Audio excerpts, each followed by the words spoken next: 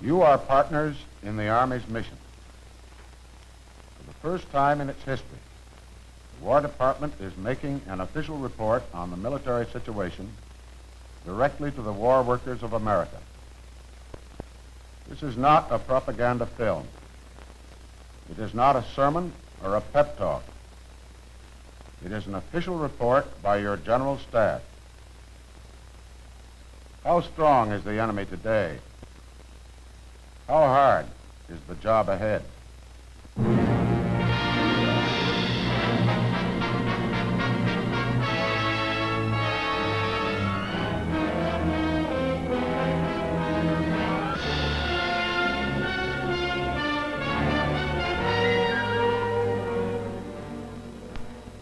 On September 12, 1943, at 2 o'clock of a Sunday afternoon, in an isolated spot in the mountains of eastern Italy known as the Gran Sasso, there suddenly appeared a group of German paratroopers, picked men of the Gestapo, elite guards of the SS.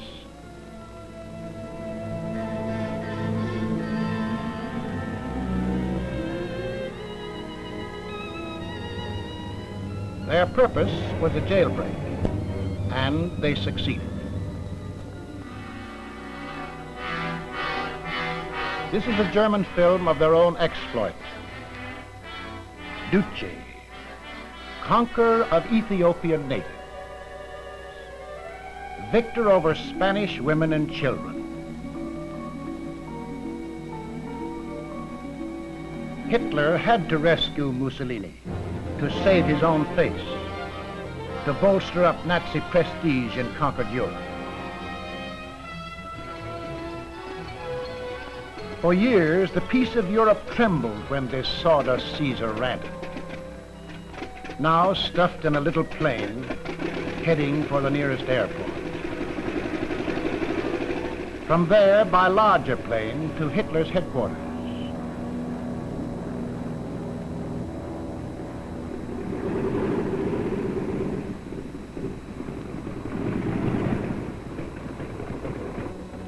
As Adolf greets the Duce, he must see his own future in this broken pot of man. But who will rescue Hitler when his turn comes? That's Vittorio Mussolini, his son, tagging along.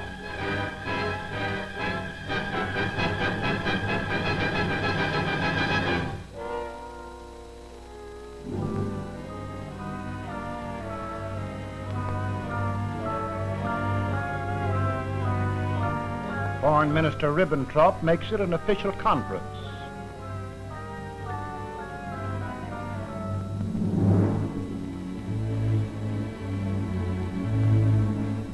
In, out. The briefest access conference on record.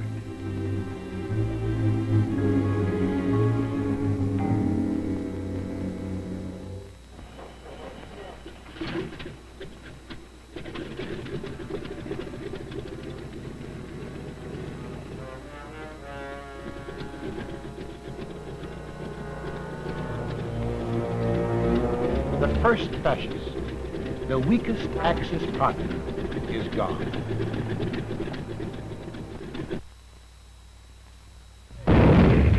There is still Germany. There is still Japan. They don't consider themselves beaten. Why? How strong are they? First, Japan, an old hand at aggression. Korea, Manchuria, China. And then they struck at us. The Japanese task force on the approaches to Pearl Harbor, including 2 aircraft carriers. December 7, 1941. Pilots are briefed. At the last moment, they learn their objective. These captured pictures were taken by Japanese Navy cameramen.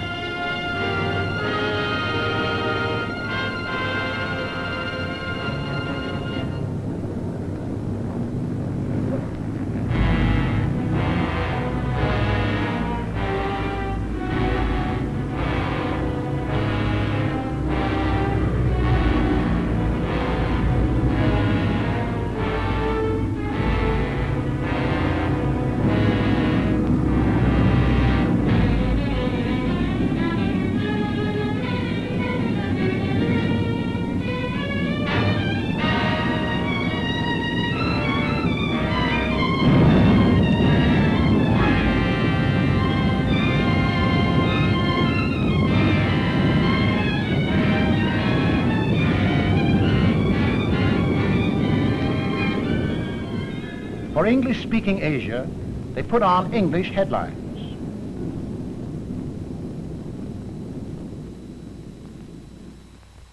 Following Pearl Harbor, Japan extended her empire with startling swiftness over the Far East, Burma, Java, Indochina.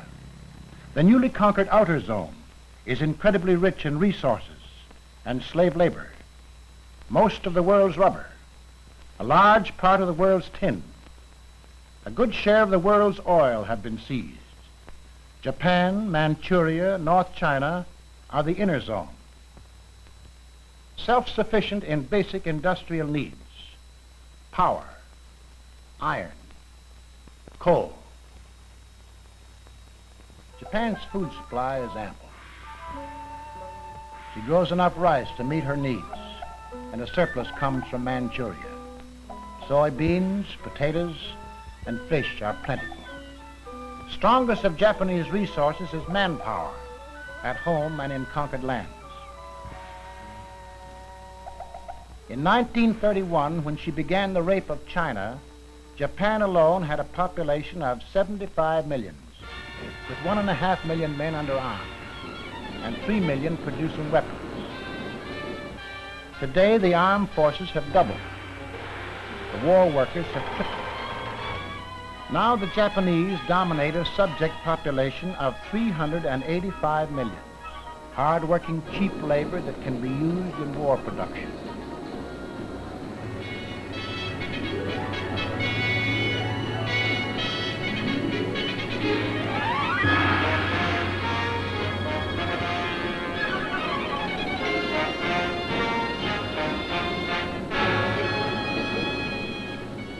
Although the Japanese have suffered severe losses in aircraft, they have more first-line planes now than when they attacked at Pearl Harbor. Faster, better armed, more maneuverable. Japan's greatest military strength is her strategic position. She has spun around herself a web of powerful bases and major strongholds. Every base is supported by the others. If we destroy planes in Rabaul, a few hours later more planes come from neighboring bases. Whereas our losses in New Guinea and Attu cannot be made up from Midway. This is the great strength of Japan. This is what is meant by interlocking bases and interior lines of supply. At any one point we attack, we come up against the whole system. So far, we have only dented these defenses. This system is defended to the death. The task of destroying these fanatical warriors was not easy. It has just begun.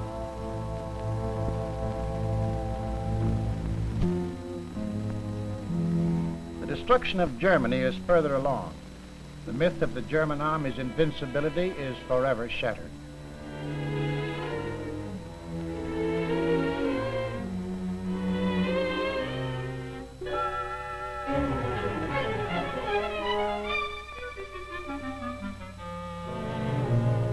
But make no mistake, that army today is still a powerful fighting machine, well equipped, highly trained, battle hardened.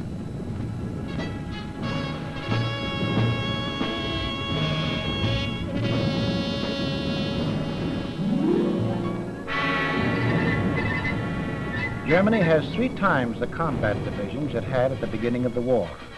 Each division comprises 15,000 men. Today, there are some 300 divisions. You have heard how the Germans lost about 25 divisions at Stalingrad, Tunisia, and Sicily, and more on the Dnieper and the Crimean front. Army intelligence reports that the Germans have meanwhile created or reformed 60 new divisions.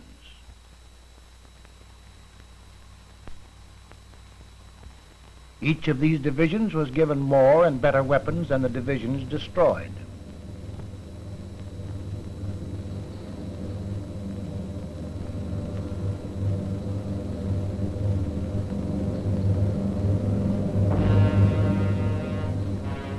All this equipment was produced by increasing the number of war workers 50%, largely imported foreign labor.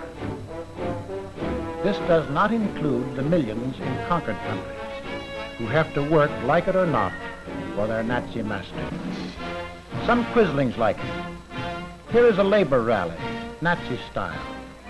Nazi stooges hired dictator of labor Robert Ley.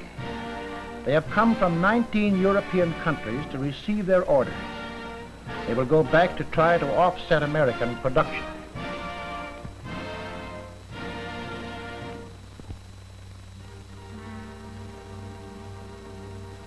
Workers must eat.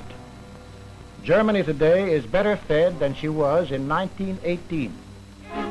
Heavy workers and soldiers actually eat better today than at the start of the war. Other civilians get enough to keep healthy. The people who are starving in Europe are those who can't or won't work for the Nazis.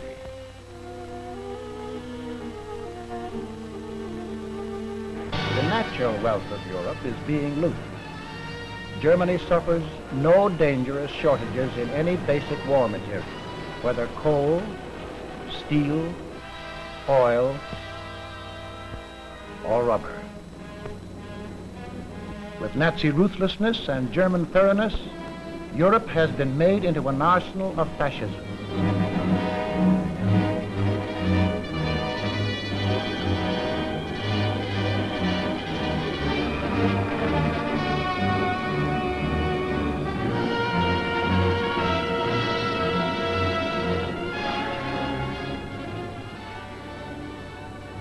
The enemy is exploiting to the limit the most densely industrialized continent in the world.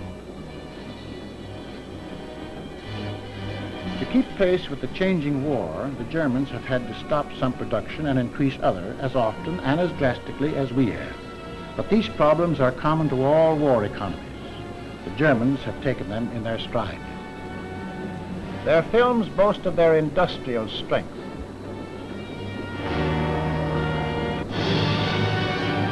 They are making good their boast.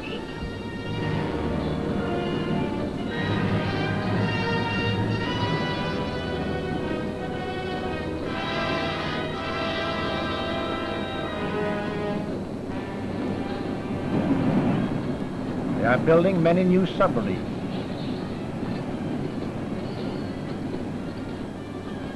They are increasing their locomotive production.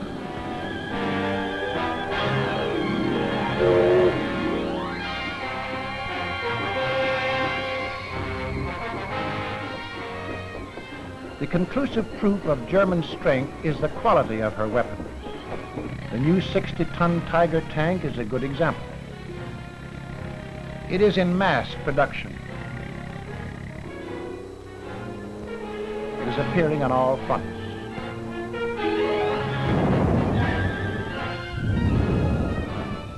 Plane production is up. After the Luftwaffe was forced on the defensive, it made fewer bombers. But this made it possible to produce more fighter planes.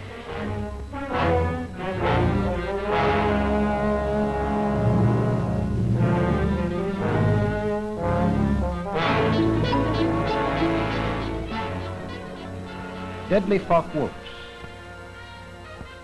deadly Messerschmitts. Every new model is better than the last. Workers in the Ruhr, in the arsenals of France and Czechoslovakia, are forging huge coastal guns.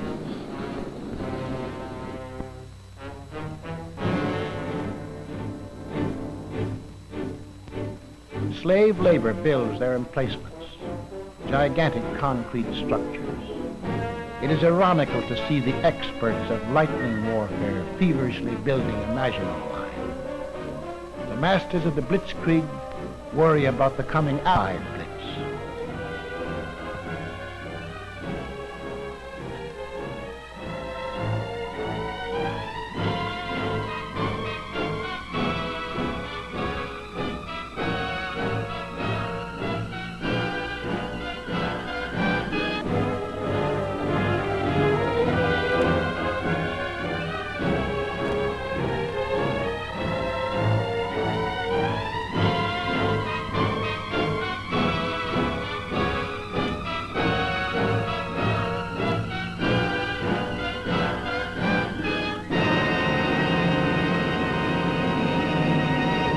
They do not scorn to use such orthodox weapons.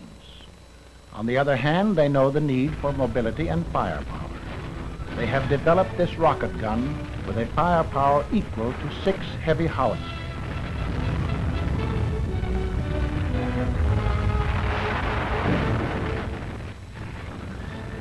Its barrage is devastating.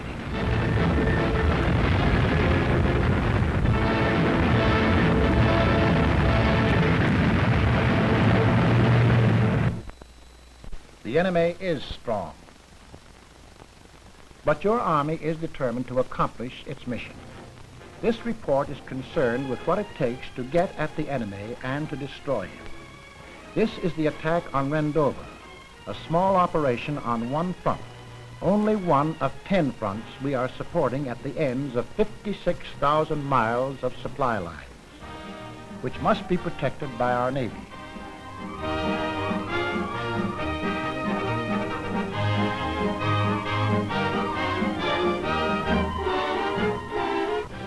Logistics is the military science of getting the right numbers of men to the right places with the right equipment at the right time. For every man a division takes overseas, 7.5 ship tons of supplies and equipment are needed. This is only initial equipment. Everything from locomotives to signal keys, from bombers to shoes.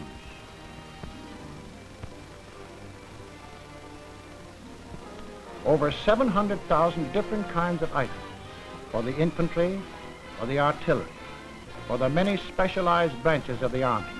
Each item required in enormous quantities that must be procured, produced, transported, stored, and distributed. A staggering, intricate task of organization.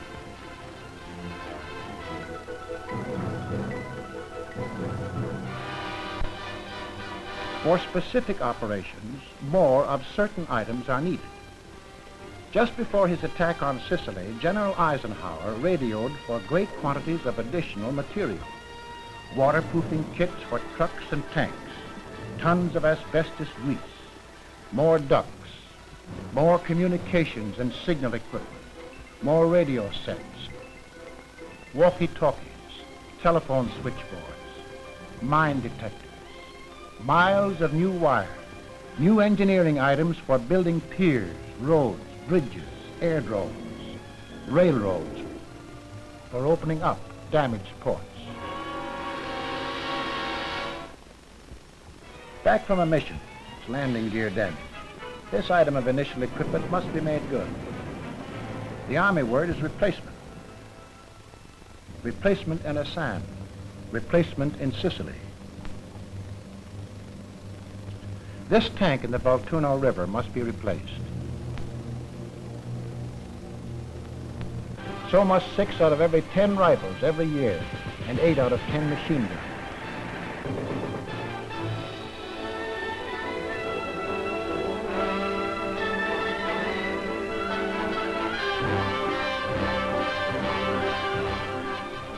Every month, replacements, food and maintenance for each man require another ton of shipping. For 500,000 men, this means 500,000 tons, 50 Liberty ships a month. Miles of storage space.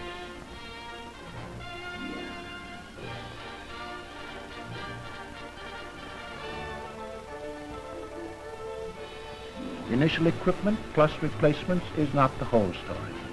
The Army must have big strategic reserves to be prepared for emergencies. Part of this strategic reserve is used to arm liberated peoples fighting on our side. For the French, we have already equipped 11 divisions. Then there is Lend-Lease, our earliest weapon, and still an important part of our military plan. Lend-Lease is united warfare, our contribution to great fighting allies. England, China, Russia, now supplied by way of Iran. 6,500 American planes have joined the Russian Air Force. With a little paint, a white star becomes a red star.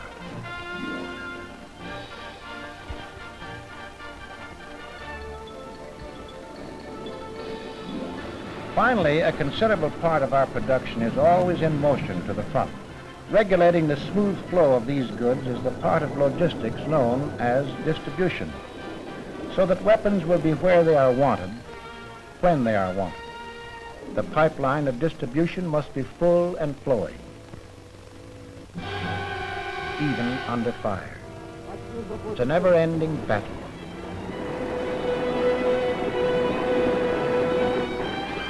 Check Canona passing from fire. Yes. Clear at 2 miles south.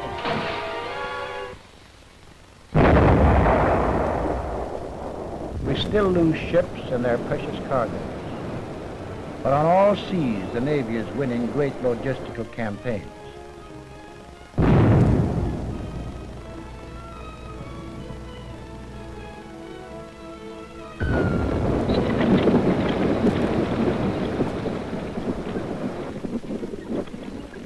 In the Pacific, there are no local sources of supply. There are few ports. So supplies have to be unloaded across the beach. The men must battle jungle conditions, heat, rain, and malaria to move in supply dumps. Defend the beachheads and advance their positions. While engineers behind the lines build the ports, the roads, the bases that are the springboards for heavier offensives. In face of these supply difficulties, the Army has often turned to its air arm for a solution. But though heroic feats have been performed, big offensives cannot be sustained by air supply alone.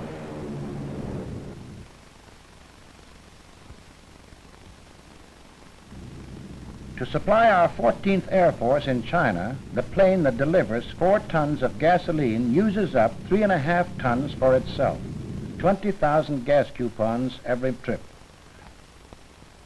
Suppose we wish to transport 100,000 tons of cargo every month from San Francisco to Australia. By sea, it would take 44 ships, with crews of 3,200 men, burning 165,000 barrels of fuel. By air, the same job would take over 10,000 4-engine transports, with crews of 120,000 men. They would use up about 9 million barrels of gasoline fuel, which must be supplied en route by tankers, 85 tankers, 41 more bottoms than are needed for ship supply alone. Air supply must be tied to surface supply. There is no permanent substitute for the combination of ship, railroad, and truck.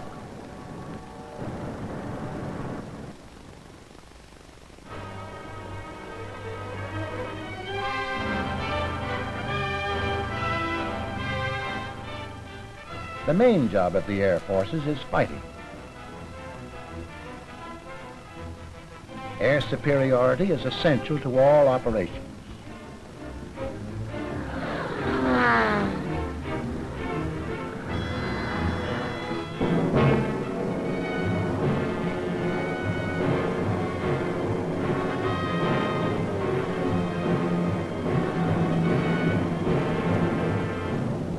Air support of ground fighting is the job of the Tactical Air Force.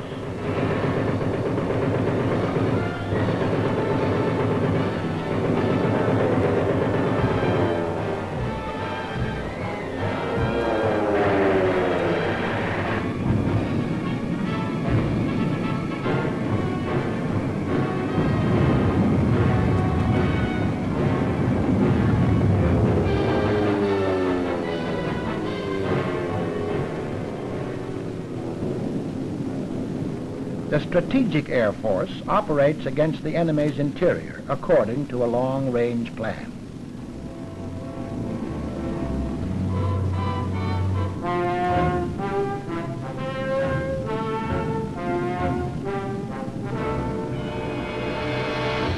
Strategic bombing is aimed at the heart of the enemy, laying waste his factories, attacking his morale.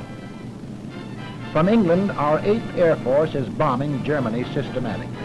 But we will never have enough planes and bombs to wipe out so big an industrial nation. However, by carefully selecting key points, we can cut down German war production. We've attacked aircraft plants at Regensburg, Marienburg, Bremen, Wiener Neustadt, and a dozen others. We've attacked the oil plants at Ploesti.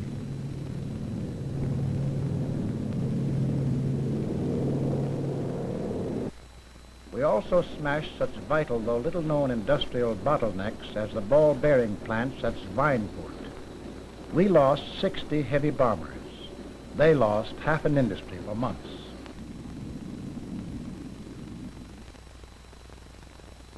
But bombed plants are repaired. We must hit them again and again.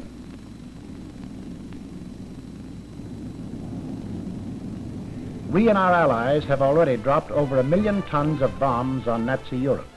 We need millions of tons more, billions of bullets, thousands of planes. Strategic bombing means a sustained, constantly increasing effort, not only against her industries, but also against her defenses.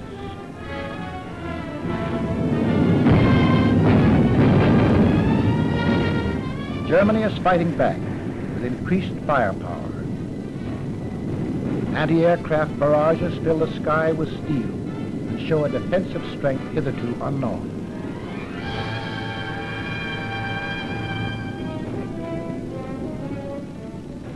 From Nazi flak boats, signals are sent over an intricate warning system, clearing through elaborate plotting rooms. And fighter planes are quickly concentrated at the danger point.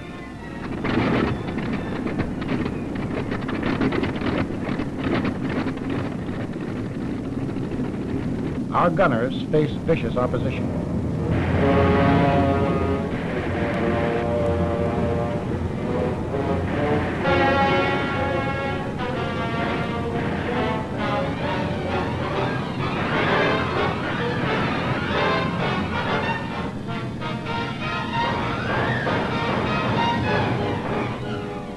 A fortress is hit.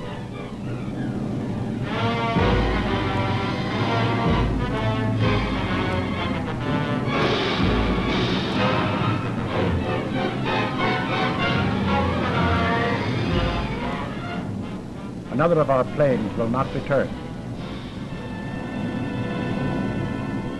In the outskirts of Berlin is this graveyard of smashed American bombers. We must replace this equipment. These men can never be replaced.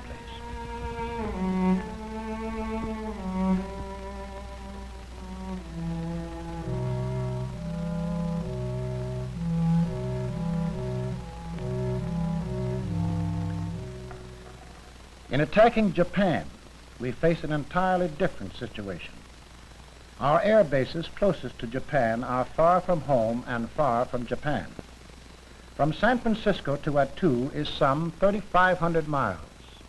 New Guinea is more than twice that distance, double that for China. On this route, we go through the back door, India, by air to China. These faraway bases are themselves a long way from our objective. In no other theater of war does space dictate our strategy so decisively.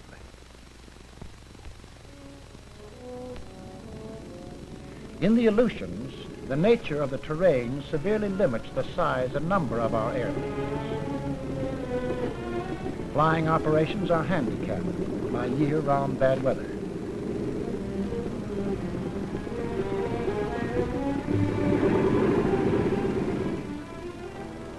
Planes designed for strategic bombing could be used only for small raids.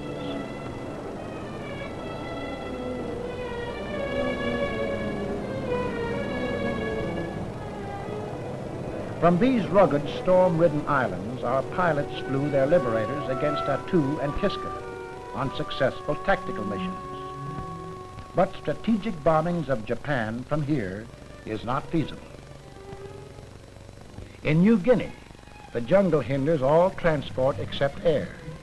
To start an airfield, a landing strip must be cleared in the jungle grass. A plane arrives with light construction equipment, then more planes with heavier equipment. Finally, supplies are landed and troops for action against the enemy. As our lines move forward, a new base is laid by the same painful method, the old one often discarded.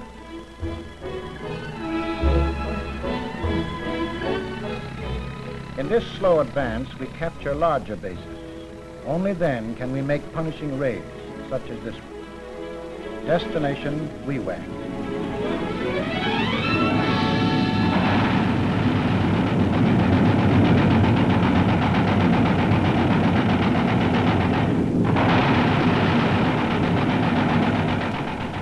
On this raid, 120 planes were destroyed on the ground.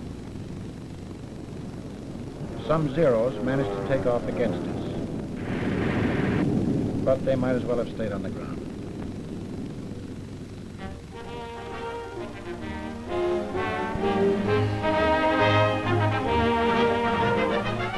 Even these larger bases are only stepping stones in our island advance. They are not bases for strategic bombing against Japan. Our bases nearest to Japan are in China. But China does not have the factories, the materials, or the industrial skills capable of maintaining our planes and building our bases.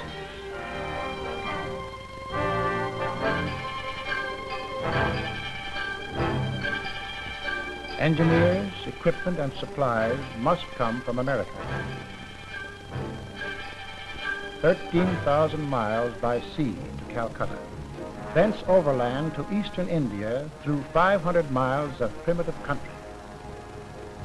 No modern roads, few railroads, a country scourged by malaria.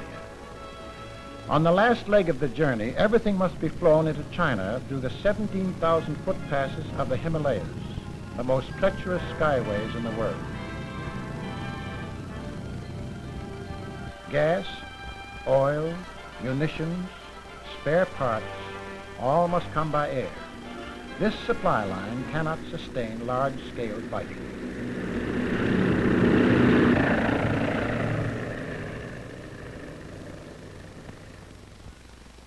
What about the use of Siberian bases for bombing Japan? Vladivostok is at the end of a long exposed supply route which is particularly vulnerable from Khabarovsk down. Along the route, the Japanese have deployed 500,000 troops. If we or the Russians used these air bases, Japan would immediately attack. Russia would be involved in a two-front war. The Soviets are engaging the main Nazi strength.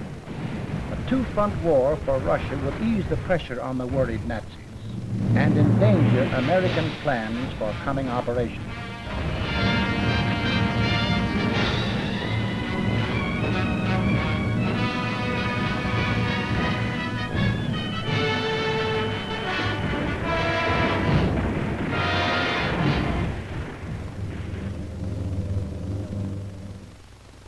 There is no one easy solution to our air attack against Japan. In Europe, the maximum range for efficient heavy bombing is about 600 miles. Even if all the planes used against Germany were suddenly available in China, the fundamental problems would remain: bases, supply, and greater range in aircraft. Even the new super bomber B-29 can't solve all the problems.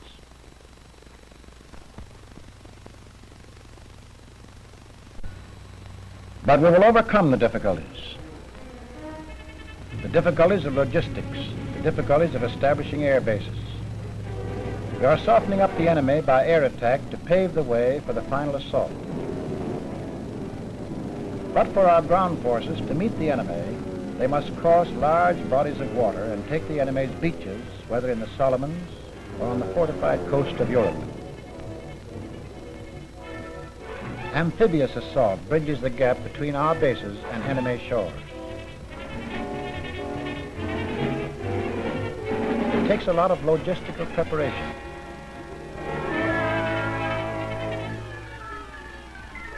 It takes many craft, specially built, tank landing ships, troop transport, infantry barges, ducks.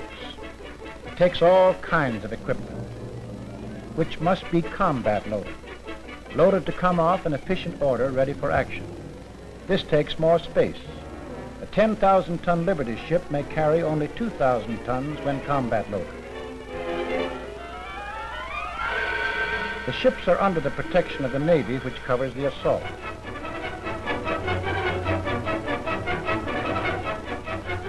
We've made landings in many parts of the world: Oran, Licata, Vandova, Munda, Salerno, Bougainville.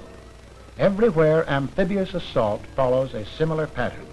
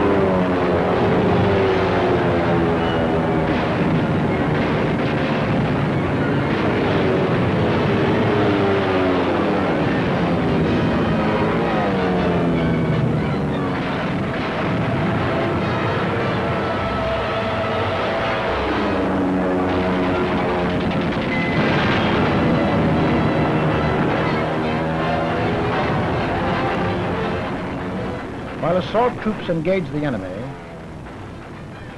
engineers prepare the way for heavy equipment, removing landmines, laying mats for wheeled vehicles. Where sandbars blocked the way, as at Licata, pontons were assembled to serve as temporary docks. Heavy equipment is needed at Salerno, equally needed in Randova. All kinds, all places, scores of jeeps, trucks, guns, armored cars, bulldozers. Unloading stores and ammunition takes a lot of manpower. The sea takes its toll in every amphibious operation. Drowned vehicles, swamp boats, fighting equipment corroded. Material of all kinds litters the beaches. This is the heavy price paid to tide, wind, shoals, and surf. This is the price paid to the enemy.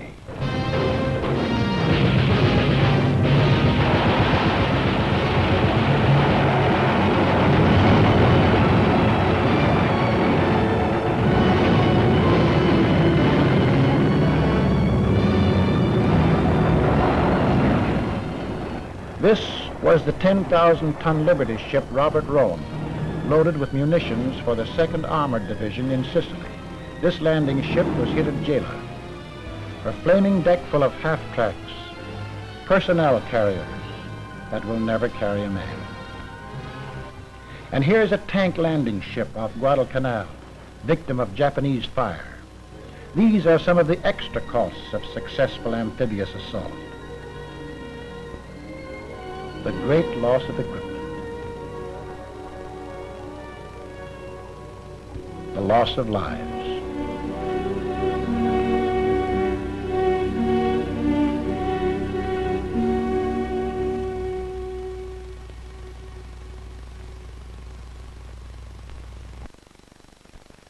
As Undersecretary of War, my job is the same as yours, getting out the stuff. I am glad that the General Staff has made this report, because it tells us not only what we have to do, but why we have to do it. Japan is determined. Germany is powerful. We must match that strength, and we must do more. Sicily serves as an example of what it will take. In preparation for the attack on Sicily, vast stores of supplies were built up for 6 months. Our air forces made 50,000 sorties over Sicily. The initial assault used 3,200 vessels. Facing our troops were 15.5 divisions. There were 12 unwilling Italian divisions and 3.5 German divisions.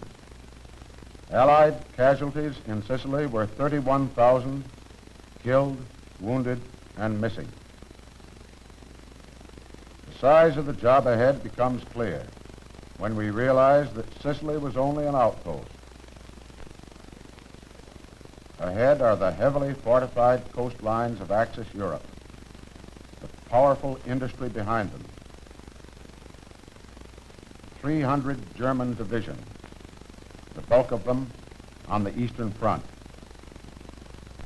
Beyond Europe are the defenses of Axis Asia, Japan, and the countries she has conquered. We have come to the year of decision. The blows struck in 1944 will determine the outcome of the war. We are ready for the test of our strength and of our spirit. The year will be one of hard work and tribulation. For many of us, a year of personal tragedy. A tragedy that reached our people after gradually covering the rest of the earth. On Corregidor, Americans were captured, photographed as prisoners by Japanese cameramen.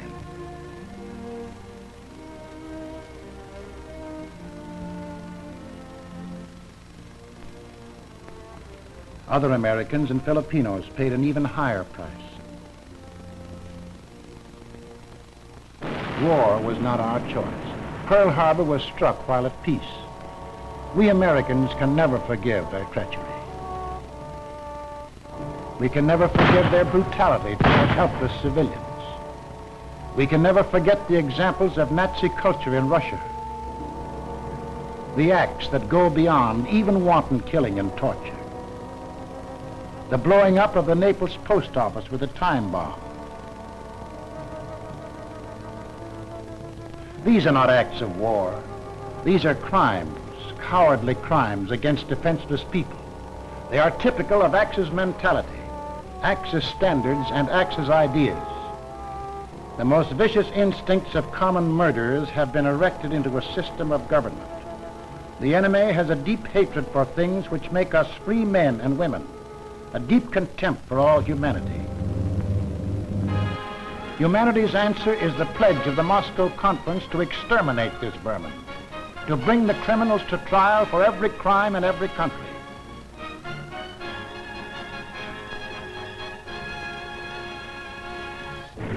The People's Armies of the United Nations have pledged their lives to the unconditional defeat of the Axis aggressors.